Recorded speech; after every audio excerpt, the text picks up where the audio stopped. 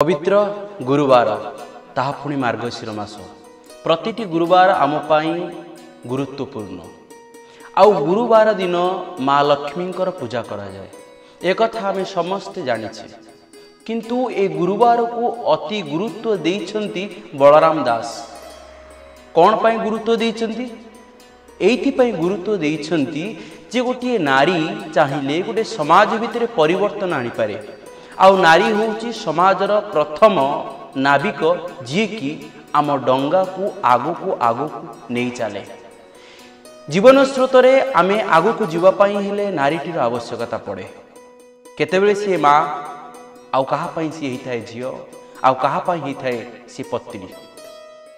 आउ से माँ लक्ष्मी जितेबेले जगतरनाथ जगन्नाथंकर श्रीमंदिर रे रहुथिले जातिवादर कथा आसीछि। से समय आपण माने देखंतु माँ लक्ष्मी कहा घर को जाइछन्ति ना श्रिया चांडाळु घर को जाइछन्ति। जो श्रिया चांडाळुणी को समस्ते जातिवादर कथा कहूथिले आ से श्रिया चांडाळुंको घरे जाई जेतेबेले माँ लक्ष्मी रहिले सेतेबेले जगन्नाथंकर एते शक्ति सामर्थ्य थिले मध्य सी कहउछन्ति जणे नारी बिना ए समाज सबु बेले पछकु चली जाए।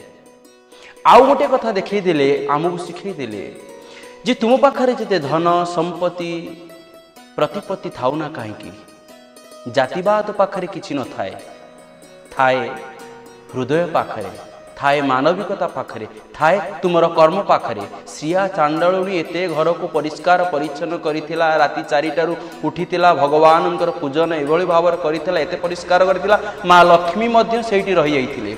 जगन्नाथ बलराम द्वार द्वार भिक्षा कले सतर कौन जगन्नाथ बलराम भिक्षा करते ना भिक्षा एइथिपाई करिले आम मानू देखेले आम मानू शिखेले भगवान होइथिले मध्य जदि तांको पाखरे अहंकार जातिवादर कथा छोट बड़र कथा आसी जाए ना सेतेबेले ए धन संपत्ति ए सामर्थ्य प्रभुत्व किछि भी काम करिवो नाही। सेतिपई जगन्नाथ बलभद्र निजे भिक्षा कले एवं आमको शिखई देले जे जातिवाद पाखरे नाही मानववाद पाखरे अछि। जोटी मानविकता अछि जोटी स्वच्छता अछि जोटी शालीनता अछि जोटी संस्कार अछि जोटी परिष्कार अछि सेठी माँ लक्ष्मी अछंती। तबे आपनको परिवार को आपण सेई भली भाବରେ करिसेंती तो तबे आपण माने चिंता करंतु कथा तो अनेक अछि अनेक मध्य कथा कहउचंती समस्त कथा को सम्मान दिंतु किंतु परिवार भितर जातिवाद ऊर्ध्व रही तुम संस्कारवाद